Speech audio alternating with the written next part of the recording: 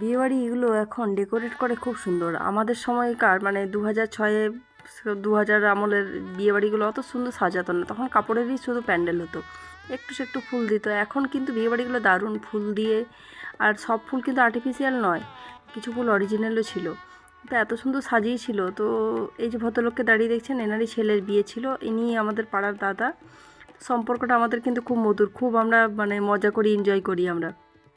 তো যেটা, আর এই যে বরকনে, আর ছিল ওপেন গ্রাউন্ডের মধ্যে, মানে লজই ছিল, লজটার ওপেন গ্রাউন্ড, একটা ওপেন গ্রাউন্ড আছে, সেখানে পুরো স্টল দিয়ে ফুল দিয়ে সাজিয়েছিল। কোণে বসার জায়গাটা আলাদা ছিল, ওটা এসি রুম ছিল। আর মাঝখানে শাওয়ার, খুব সুন্দর ঠান্ডা একটা হাওয়া, মানে ঝর্ণাটার খুব সুন্দর একটা হাওয়া আসছিল। তো যেটা বিয়েবাড়িতে সবথেকে ফেমাস হলো এই যে চা, এটা সবাই সন্ধ্যেবেলায় মোটামুটি খেতে পছন্দ করে। তো সবাই বেশ, আমি তো খুব এই চাটা এনজয় করি।